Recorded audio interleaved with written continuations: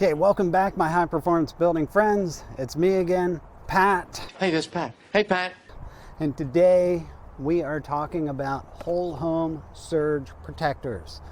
So, the number one thing you need to know, and I'm going to install this into my own personal electrical panel, is to know the correct surge protector for your particular panel. So my panel is a Square D.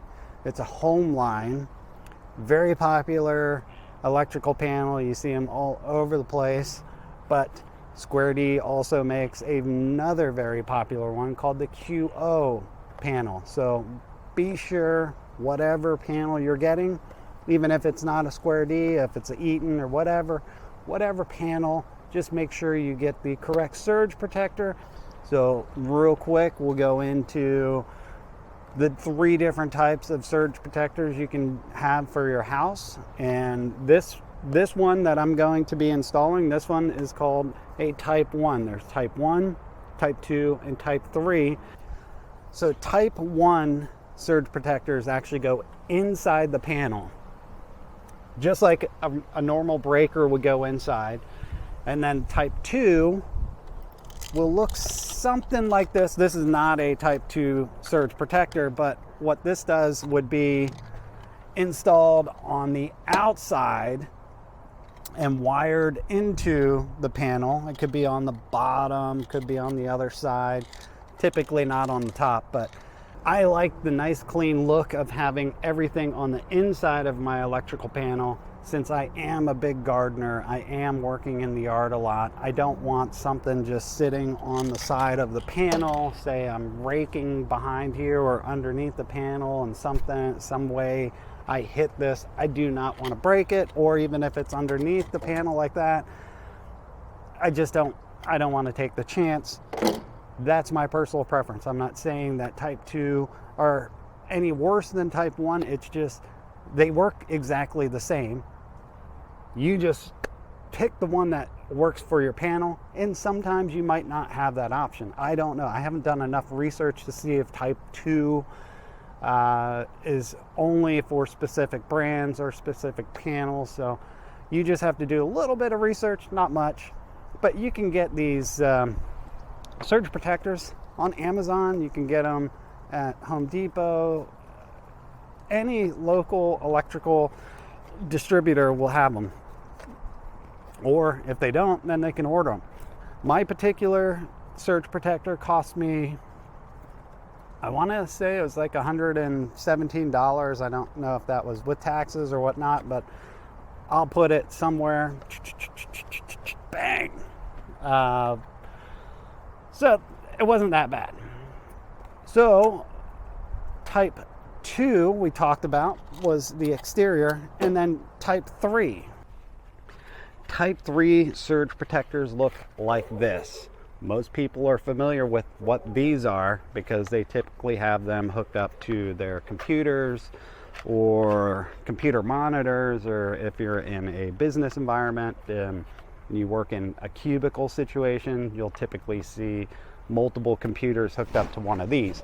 These are actually surge protectors, and you can actually look at the fine print. Oh, there's the fine print On the back of these, and it will say surge protective device. So that is what a type 3 surge protector is. And the reason most people get them is they have the idea that they're protecting their computers, which they do. Just like a whole home surge protector. This is just backup protection for anything else in your house. So if you wanted to hook up your appliances through these, it's an added layer of protection. A common misconception with surge protectors right here. People believe these are surge protectors, but they're not. All they are is a way to get more plugs into one outlet. That's all it is. You plug this into the outlet, and now you have 6 access points to plug into. That's all that is. This does not protect anything.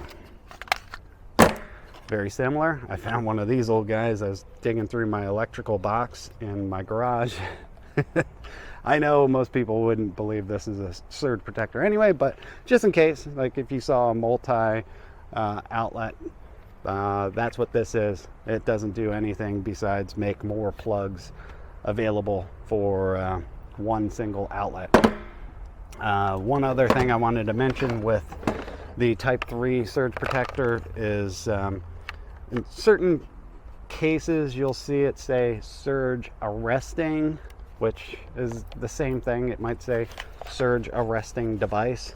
So it's the same thing. It's just a Type 3 surge protector. So moving on. One thing that you really want to pay attention to is that the actual warranty that comes with your surge protector. Okay, so we're talking warranties, and with this particular surge protector, warranty, pretty short read, less than 10 minutes for most people. But I did want to mention it's very important, you know, that fine print that nobody likes to read, but should. You should have read the fine print. So I'm going to just go over a couple things with this particular warranty, but each surge protector should have a little bit different of a warranty, or they might be the same, but either way, it's a short read. So first one is that, say you install this and then 6 months, a year, year and a half down the line, you sell your house, you cannot transfer this warranty to the new homeowner. The new homeowner has to go out and buy their own new one. So that's kind of important if you're looking at updating your panel and adding a surge protector for selling your house or whatnot. So second one is the warranty period, and say this thing lasts 5+ years. That does not mean the warranty lasts 5+ years. With this particular surge protector, I'll just read it word for word. This warranty shall be in effect until 3 years following the date of purchase of the surge protective device, or until 2 years following the date of installation, whichever occurs earlier.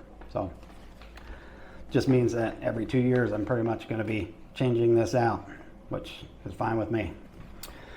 The other stuff in here, pretty basic stuff, but it pretty much names all the major household appliances that they kind of cover, and besides that, the deductible, because most likely you're going to have to go through your homeowner's insurance to get the deductible for whatever appliance that might get broken or damaged, or if there's multiple appliances. So you'll just have to read your warranty and go from there. But again, pretty easy read, gives you everything you need to know, and pretty much how to do a claim if that arises.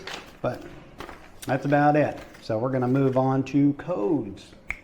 All right, let's nerd out with the code stuff real quick. Nerd alert! Nerd alert! So in the updated 2020 NEC book, that's the National Electric Code Book, they put in Article 230.67 regarding surge protection. It requires that any new building or dwelling unit has to have a surge protector. That is a Type 1 or a Type 2 surge protector. And the other thing with this article is that if, say, you have an old Zinsco electric panel and you wanted to upgrade it to something newer,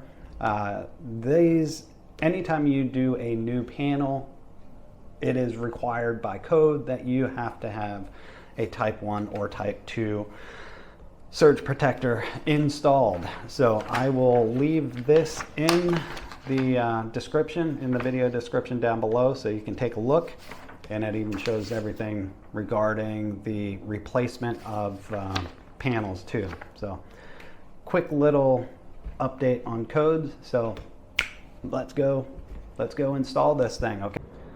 Okay, we're going to take a quick look at my panel so you understand what we're going to do and where we're going to locate the surge protector. So number one, you want the surge protector as close to the line side, the top portion of all the locations that you can put this. So you want it as close to the main breaker and the line side, meaning where the power is coming in from your transformer. So with us, we have a company called SMUD. Some people have PG&E. So wherever line the power is coming in to our panel here, we want this as close to it as possible, because if there is a surge, you want this to be the first line of defense. So that's why it's so important to put it up there. So with this panel, well, with my panel right now, I would have to move my top breaker down.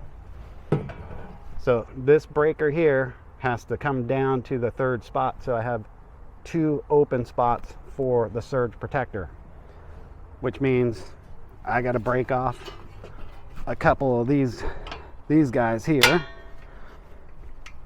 I'm pretty much just going to have this whole side open. So now it's wide open. I can move this guy down and put that guy, the surge protector, up there, and we're good to go.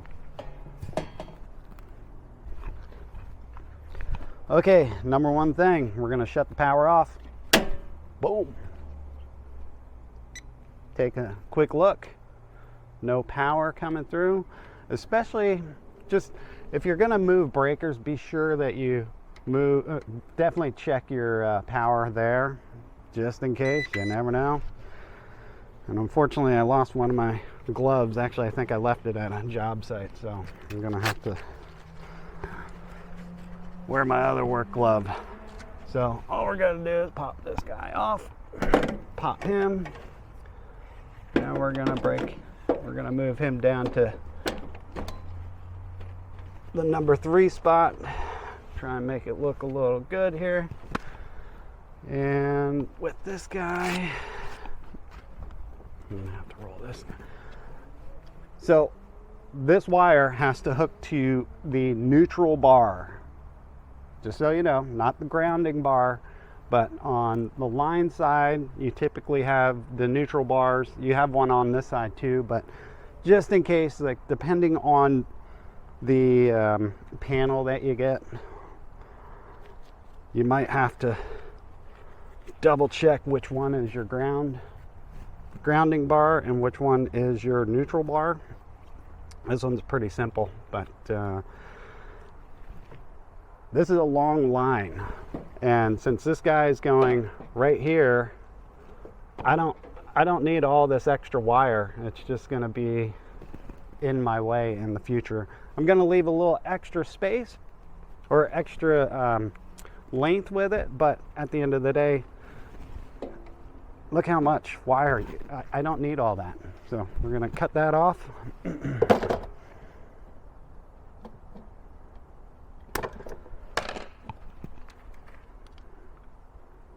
Gonna make, oh, there's my little cut. Okay, so I've shortened the wire to my liking, and right now we just need to find which screw we're gonna put it in on the neutral bar, which is gonna be right there. Loosen this guy up. We're good to go. So all I'm gonna do with this one, it comes with little fork on the back or little hooks on the back, and then you just pop it into place onto the load center, just like that. Pretty simple.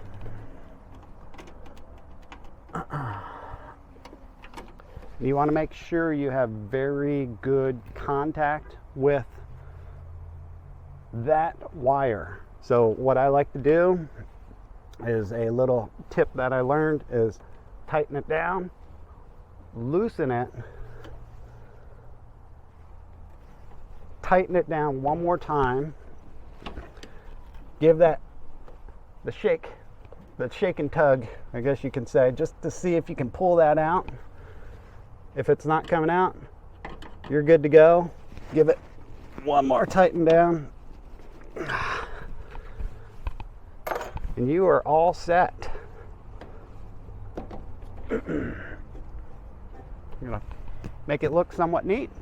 I'm gonna double check it one more time. And that's it. Like I said, make sure you have protective gear. Safety first, guys. Have the right equipment. Double check everything before you start. Like I said, the power is off. I don't have any concerns there. But safety is so important. If you do not feel good about doing this, make sure you call a licensed electrician to do this. Besides that, power's off. I'm going to turn it back on. There we go. Woo! That's a big load center to put, or a big breaker to pull there, but you know you're in power right there. You know everything's working just fine because the light, there's a green light on right now, means that it's active, installed correctly, and you're in business. That's all it is. It's so simple to install. All I got to do is put this guy back up, screw down my last two screws, and that's about it. So Pat, how do I know when the surge protector is burnt out or isn't working anymore? Well, pretty simple. You just open up your panel. If that light is not on, most likely it's going to be a green light, but if that light is out, just double check it, make sure it's still intact. If it still is, you got to buy a new one and just install a new one. That's it. Pretty simple. So hopefully this inspires you to go out and get a whole home surge protector for yourself and your home. It's so simple to put in, and even the type 2, it doesn't take much time at all to put that one in. You're just poking a hole through the bottom or one of the punch outs, and that's it, and then you wire it in. That's it. Very quick, effective way to protect your home. So I hope you enjoyed this video as much as I enjoyed making the video for you. I've learned a lot. I hope you've learned a lot, and if you did, please share this video with everyone you know, because most people do not know what a whole home surge protector is. And now that you know it's this simple to put in, why not just go do it? It's not that hard. So anyway, check us out on Instagram, Good Space Builders, and Odysee. Obviously you're probably watching me on YouTube right now, but also come to our website, goodspacebuilders.com, to learn even more about us, see some of our projects, and see our amazing crew that's out there. We do crazy good work. So until next time, my name is Pat. We'll see you then.